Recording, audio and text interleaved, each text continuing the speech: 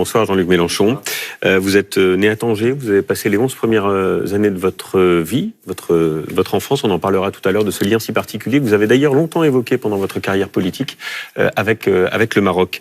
Agnès Levallois est également avec nous. Bonsoir Agnès. Vous êtes maître de recherche à la Fondation pour la recherche stratégique. Vous connaissez évidemment très bien le Maroc. Votre expertise est importante aussi ce soir pour comprendre l'importance du pays dans la région. Et puis tard, Ben Jelloun nous a rejoint également. Bonsoir.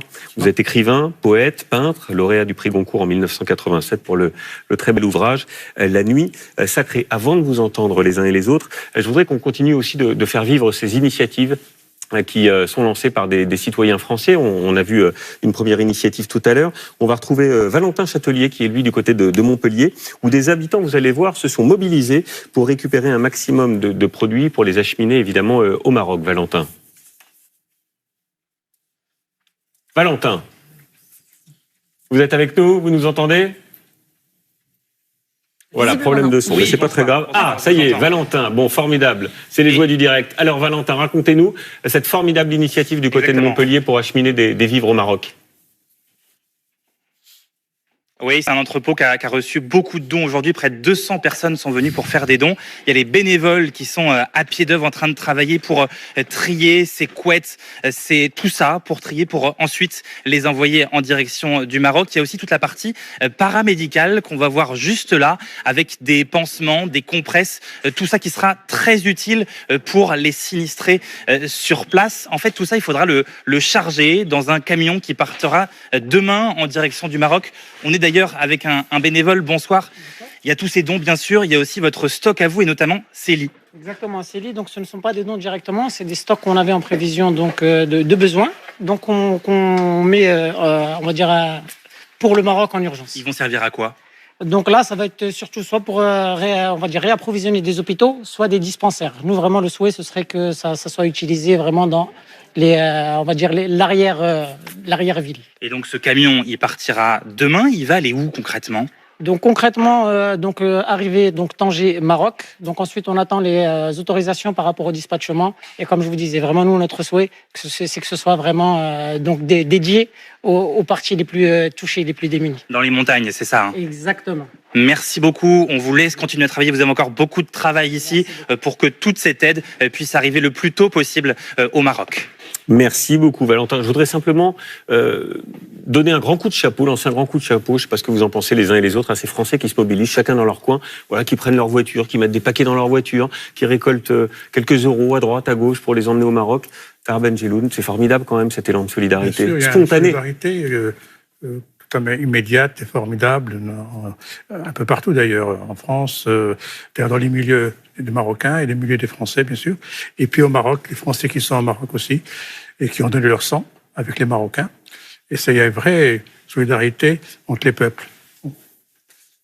Jean-Luc Mélenchon, vous avez regardé le début de l'émission, vous avez vu se dérouler ces images, à la fois de belles images de solidarité, de déclarations d'amour, et en même temps des villages dévastés. Je voudrais juste savoir, on va rappeler pour les gens qui nous regardent votre attachement à ce pays, hein, vous l'avez dit tout à l'heure rapidement, vous y êtes né, vous y avez passé les 11 premières années de votre vie, vous racontez vos souvenirs des promenades boulevard Pasteur avec cette ouverture sur les détroits de Gibraltar.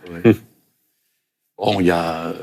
ça, c'est un peu la nostalgie de chaque homme, chaque femme pour le lieu où il est né, les gens avec qui il a vécu. Et avoir vécu à Tanger, c'est certainement un privilège inouï. C'était une ville plurinationale. Et puis, ensuite, il y a la vie avec le peuple marocain. Les gens n'ont pas idée de... La principale force du Maroc aujourd'hui, dans ces heures terribles, horribles, c'est les Marocains eux-mêmes. Parce que dès que l'alerte a été lancée, dès que les coups de téléphone sont passés, tout le monde est monté dans les voitures. J'avais des amis de Oujda, ils sont partis tout de suite. Mes amis rabatis ou tangérois, la même chose. Allez, on y va. On fait la queue pour prendre le sang. On ramasse, on remplit la voiture avec tout ce qu'on trouve. Et cette force des Marocains, moi, j'ai le souvenir de... Bon, j'ai mon âge, hein, donc j'ai connu le tremblement de terre d'Agadir, qui avait été une catastrophe terrifiante. La ville avait été rasée. En 1960. Qui est dans la mémoire de tous les anciens là-bas. Oui, parce que c'était... Tous les Marocains, même les jeunes, savent que ça existait. Ouais. Et parce que la ville a été totalement rasée.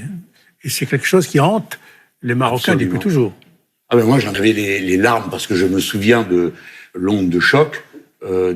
qui s'est ressenti partout. Et puis, dans la nuit même, les hommes de ma famille sont partis avec la voiture. Mon père, mon grand-oncle ont remis en route la station de radio-télécommunication d'Agadir. Si vous voulez, il y avait quelque chose de spontané dont je retrouve la trace aujourd'hui en voyant ce que je vois. Et puis, nous autres Français, il ne faut pas qu'on perde de vue que dans cette affaire, notre souci à nous aussi, c'est de réussir la France. Parce qu'en France, il y a 700 000 binationaux franco-marocains. Donc, quand s'exprime cette générosité, c'est notre propre peuple qu'on renforce, c'est quelque chose d'extraordinairement émouvant. Alors, ça n'empêche pas de réfléchir aussi à ce qu'il y a à faire, mais il faut faire sa place à cette émotion et surtout ne pas se comporter de manière arrogante. Pourquoi vous dites ça ? Parce que souvent, j'ai l'impression que on ne sait pas bien parler, bien que c'est en détail. Je n'ai pas l'intention de faire une polémique, mais je veux dire, les Marocains sont un peuple souverain, adulte, fort. Le Maroc a des techniciens, a des hommes et des femmes de très haut niveau. Ils savent s'organiser. Le roi connaît son affaire. Alors on peut peut-être lui faire d'autres reproches, mais pas celui-là. Il connaît son affaire. Et ils se sont immédiatement mis au travail pour savoir comment prendre l'aide. Et moi, j'étais un peu choqué, je vous parle franchement, de voir qu'on était là à dire « Comment, vous voulez pas de notre aide ?» Laissez quand même le temps aux gens de s'organiser. Parce que sinon, c'est la cohue. Si tout le monde arrive avec ses avions, ses hélicoptères, ses camions... Oui, le problème, c'est qu'ils ont accepté l'aide de l'Espagne, de la Grande-Bretagne, du Qatar et des Émirats. Je crois que... pardon, Caroline Roux, je ne veux pas vous démentir, mais c'est pas comme ça que ça se passe. Ils ont commencé par étudier tous ceux dont ils avaient besoin. Quels étaient les problèmes les plus immédiats? Ils ont une expertise. Donc, ils savent ce qu'il ne faut pas faire. Notamment, ça, allez, venez tous, tout le monde fait son truc. Donc, ils ont commencé par prendre dans les offres qui leur étaient présentées ceux qui correspondaient à l'urgence dont ils avaient besoin. Les Français seront appelés le moment venu. Après qu'il y ait d'autres paramètres qui interviennent, c'est certain. Quand même. Agnès Levallois, c'est vrai qu'il y a un enjeu diplomatique aussi quand même à appeler un pays à l'aide, plus que d'ailleurs ses habitants. C'est pour ça qu'on voit bien que les associations peuvent apporter leur aide sans aucun problème. Je voudrais juste un petit mot sur ce que vient de dire Jean-Luc Mélenchon, et ce qui est partagé, je crois, ce soir, c'est cet élan de solidarité incroyable. Le Maroc est un pays puissant, est un pays fort, qui compte dans la région et qui, ce soir, fait bloc. Quelles que soient les classes politiques, les Marocains sont ensemble. Oui, absolument. Mais ça, c'est très caractéristique aussi du mode de fonctionnement du Maroc. C'est-à-dire que les Marocains sont très attachés au royaume, sont très attachés au roi. Et en cas de difficulté, ils vont évidemment serrer les rangs et faire bloc autour de ce qu'ils sont, de leur histoire, et pour être en mesure de répondre aux défis incroyables qui se posent à eux. Maintenant, que la diplomatie est un côté, la diplomatie humanitaire soit une réalité, oui, bien sûr, et que le Maroc, qui sait effectivement, et je partage complètement l'analyse selon laquelle le Maroc a une protection civile extrêmement performante, avec des gens formés. On n'est pas dans le cas de figure du séisme en Syrie, par exemple, il y a quelques mois, où en absence d'État, c'était un bazar pas possible de savoir comment pouvoir faire acheminer de l'aide. Dans le cas du Maroc, on a des infrastructures administratives, politiques qui fonctionnent. Voilà. Maintenant que le Maroc préfère faire appel à certains partenaires plutôt que d'autres, parce que la relation en ce moment est compliquée entre Paris et Rabat, oui, c'est aussi une réalité avec laquelle on compose. Mais l'important, c'est que ça n'empêche pas les ONG françaises de pouvoir apporter leur aide et de pouvoir travailler. Donc là, il faut bien distinguer ce qui est de l'ordre des ONG et de ce qui est de l'ordre étatique. Vous voulez réagir à ce qu'il a dit? Je voulais juste dire une chose. Il y a vis-à-vis du Maroc et surtout de son roi, par exemple cet après-midi dans Le Monde, il y a une page très malveillante sur le roi du Maroc.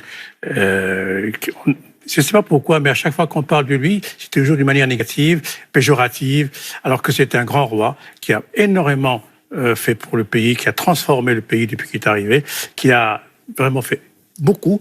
Et aujourd'hui, il travaille. Et il fédère son peuple aujourd'hui. Il n'y a pas de colère au Maroc en ce moment sur la façon dont les choses se passent. Non, les choses, tout le monde est sur le terrain. Ils disent pourquoi il ne parle pas. C'est sa façon de faire. Il agit, il ne parle pas. Donc on ne va pas le critiquer. Pour ça, on ne va pas raconter qu'il a une maison à Paris qui coûte 80 millions. Qu'est-ce qu'on a à foutre de savoir ça? C'est pas du journalisme, ça. Au fond, vous dites, la France a été vexée. Oui. Mais non, pourquoi vexée? C'est ça. Comme dit, non, c'est vrai qu'il y a une crise. Il ne faut pas le nier. Il y a une crise. Elle est en train de se résoudre. Bon, mais on ne va pas faire une polémique actuellement sur des cadavres. Ça, c'est pas. Donc la France, certainement, participera. Et on a là-bas un très bon ambassadeur, Christophe Lecourtier, qui travaille et qui fait ce qu'il peut pour que les ONG puissent arriver et aider les Marocains. Depuis le début de cette émission, nous évoquons l'élan de solidarité, la force du peuple marocain qui fait bloc. Stéphanie Pérez, nous vous retrouvons alors que vous êtes à Imouglad. Il y a aussi quand même une souffrance du peuple marocain. Bien sûr qu'ils sont forts, bien sûr qu'ils se mobilisent, bien sûr qu'ils s'entraident, mais ils se préparent aussi à passer des nuits dehors dans le froid parce que l'hiver arrive. Oui, d'abord, il y a un énorme choc psychologique, vous l'avez dit, et c'est ce que nous a confié le responsable de l'hôpital militaire d'Asni, c'est tout près d'ici, à 1 heure de Marrakech. Ce responsable de l'hôpital militaire nous a dit, oui, certes, on est en train d'accueillir les premiers blessés qui nous parviennent, c'est-à-dire des traumatismes, des blessures, des fractures, mais avant tout, nous sommes surpris parce que nous devons prendre en charge des patients qui sont très choqués psychologiquement. Nous prenons en charge avec des psychiatres, avec des assistantes sociales, toute cette population dont la vie a complètement basculé en une fraction de seconde vendredi soir. Et ça, c'est quelque chose auquel on n'était pas préparé. Et effectivement, nous, toute la journée, nous avons pu constater encore aujourd'hui, 3 jours après ce séisme, à quel point le traumatisme est énorme. Et vous l'avez dit, se rajoute à ça tout le problème du froid, du logement. Vous le voyez tout autour de moi. Les gens sont en train d'installer des tentes encore maintenant. La nuit est tombée. L'aide commence à arriver ici. Les tentes sont en train d'être installées, mais la population se prépare à passer des semaines entières dehors, dans le froid. On l'a entendu tout à l'heure. Pour l'instant, les températures pendant la journée, ça va. La nuit, ça devient très frais, mais ça va être pire de semaine en semaine. Il va neiger, il va pleuvoir. Et tous ces habitants savent très bien que le provisoire va durer un moment, parce qu'il ne va pas être possible de bâtir rapidement des logements. Ça veut donc dire que tous ces campements vont s'éterniser. Et ça, c'est de l'anxiété qui s'ajoute à ce premier choc psychologique, ces premières liées aux violences, à la violence des secousses de vendredi soir. Merci. Moi, je crois que vous avez raison de dire qu'il y a, comme dans tous les pays, vous avez des tensions. Vous avez des tensions très vives, il y a eu des conflits sociaux. Mais la maturité du peuple marocain, c'est d'être capable, dans une situation comme celle-là, de surmonter ça. Et en particulier, en détail, mais qui n'est pas qu'en détail, nous sommes dans une zone qui est adossée à l'Atlas, donc nous sommes sur les populations berbères et de mélange de populations. Et vous n'entendez pas parler de la moindre conflictualité de village à village ou de tribu à tribu. Nous, Français, nous serions incapables de ça. Et la pagaille qui a régné dans les Alpes de Haute-Provence, si vous vous souvenez, la dernière fois qu'il y a eu un épisode méditerranéen, c'était concernant. On avait l'impression qu'on ajoutait nous-mêmes au désordre. Donc cette maturité, voilà. Encore un mot juste, et après j'en ai fini. À nous aussi de réfléchir sur le fait que nous sommes dans des zones sismiques. En France, nous en avons aussi. Oui. Nous avons à apprendre des Marocains. Deuxièmement, aucun pays n'est capable de s'équiper à lui tout seul des crises auxquelles il va falloir faire face maintenant, climatiques et autres. Donc, nous avons besoin d'organes de sécurité civile collective de la Méditerranée. Le président Sarkozy avait inventé quelque chose de génial, qui était l'Union méditerranéenne, que les Allemands ont transformé en 2 temps 3 mouvements en un machin qui sert à rien. Mais il faut revenir à cette idée d'une Union méditerranéenne du petit bassin pour s'entraider dans des cas comme celui-là. Bien, Axel Davezac. Oui, je voulais revenir parce que je pense quand même qu'il faut s'arrêter un instant. Il y a bien sûr les discussions entre États et les gens qui nous gouvernent, mais ce soir, vraiment, il faut laisser s'exprimer cette solidarité. Moi, ce dont je peux témoigner, en tout cas, c'est que tant les associations marocaines avec lesquelles nous travaillons que les gens ici en France, ce qu'ils expriment juste, c'est de la gratitude, c'est l'envie d'être solidaire, d'être heureux, d'être généreux, sans se préoccuper d'autre chose, au fond, que comment peut-on aider et comment pouvons-nous juste adoucir un tout petit peu la situation. Et en particulier, actuelle. Quand vous voyez les témoignages rapportés par Stéphanie Pérez, on se dit bien sûr qu'ils ont énormément de force. Ce qui vient, c'est pas drôle, hein, ce qui arrive là. Il y a une chose qui est très importante. Il y a, si vous voulez, il y a l'urgence, il y a le moyen terme avec l'approche de l'hiver, mais Le Maroc est un très grand pays et saura trouver aussi les solutions. Et puis, nous, notre modeste place, en tout cas, nous pourrons contribuer avec les associations locales pour organiser le passage de l'hiver. Il y a une chose, un point très important, juste un instant, c'est le soutien psychologique. Parce que, oui, bien sûr, tous les Marocains avancent aujourd'hui, sont dans cette espèce d'urgence des premiers jours. On se dit vite, faut aider. Mais après, il y a une espèce de gouffre assez abyssal. Oui. Et nous travaillons beaucoup, nous, à la Fondation de France, sur cet accompagnement psychologique pendant des mois et des années. Alors, parfois. et on rappelle, vous êtes notre partenaire ce soir et c'est important pour nous à France Télévisions de vous accompagner. C'est aussi l'objet de cette grande soirée d'appel aux dons. Voilà, on va voir le visuel apparaître. Ça se passe sur le site, c'est ça, sur le site internet de votre fondation.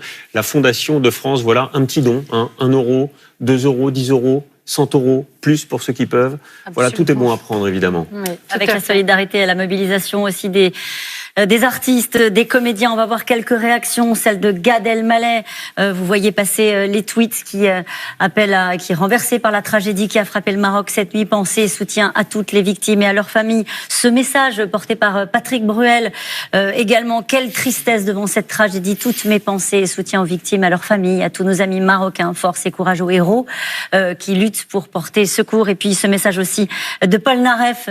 Regardez, je suis envahi d'une immense tristesse. Michel Polnareff, qui était, je crois, au Maroc le soir du séisme, et c'est la raison pour laquelle il était aussi très bouleversé par ce qui s'est passé. Le monde du sport également se mobilise. Alors il y a plein de tweets et plein de messages qui ont été passés sur les réseaux sociaux. On va regarder par exemple celui de Lionel Messi, grande star du foot. Mes condoléances à toutes les familles, dit-il, des victimes du séisme, ou encore les Lions de l'Atlas, la célèbre équipe de football marocaine, qui ont donné leur sang aujourd'hui. Voilà, c'est symbolique, mais c'est évidemment important, comme l'a fait Jamel juste avant le journal. On était avec lui, il nous en parlait tout à l'heure. Je voudrais vous signaler que, bien sûr, qu'il y a beaucoup d'hommes et de femmes et d'enfants qui sont sous terre. Il y a une mosquée de 1148 qui a résisté 800 ans et qui est par terre aujourd'hui. C'est vrai. C'est une Mel. Et c'est une mosquée magnifique qui a été construite au temps des Almohades. Évidemment, elle est au patrimoine mondial de l'UNESCO. Les hommes d'abord, les êtres humains d'abord, les monuments après. Mais ça fait partie un peu de la tragédie. Et ça, on verra après, plus tard, ça va apparaître petit à petit, les monuments importants qui disparaissent. Vous étiez, je crois, au Maroc il y a encore quelques jours. Vous êtes parti une semaine. Ouais, vous êtes parti juste avant le séisme, mais vous connaissez bien ces zones. Région, je la connais très bien. Ces zones rurales, montagneuses, et ces villages isolés aussi. J'ai travaillé sur cette région, parce que j'ai un roman qui se passe là-bas. Et je connais très bien. Alors, j'ai connu un instituteur que j'avais aidé à s'installer dans un petit village qui s'appelle Sept Mzouda. Un tout petit village. Avec ma femme, on avait installé une école et on a fait venir un instituteur. On lui a construit une maison. Et le pauvre, il est mort avec sa femme et ses 2 enfants samedi soir. Il y a des lieux absolument magnifiques dans cette région. Il y a Taroudan, voilà, connu pour ses tapis vendus dans le monde entier, par exemple. On peut y accéder parce qu'il y a tellement d'éboulements que les ambulances ne peuvent pas passer. C'est la question que j'allais vous poser. Vous avez peur de ce que vous allez découvrir la prochaine fois que vous irez là-bas? De toute façon, ça va être une très grosse affaire. C'est pas...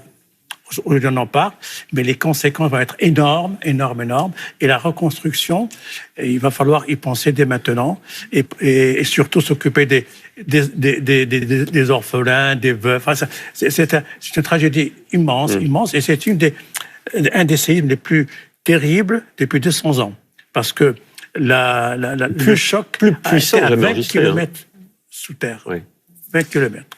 Je vous entendais juste à bas bruit quand il y avait on parlait des tremblements de terre, vous disiez on ne l'efface pas, ça ne s'efface pas. Hein. L'onde de choc psychologique, elle est considérable. Regardez, je me souviens avec exactitude de l'endroit où je me trouvais au moment où j'ai eu le sentiment que la terre bougeait à Tanger. Le tremblement de terre, pour un être humain, c'est l'ultime sécurité. Vous savez, le sol ne bouge pas. Ça s'efface pas. Nicolas, on a Nicolas Châteauneuf qui nous a retrouvés. On a une idée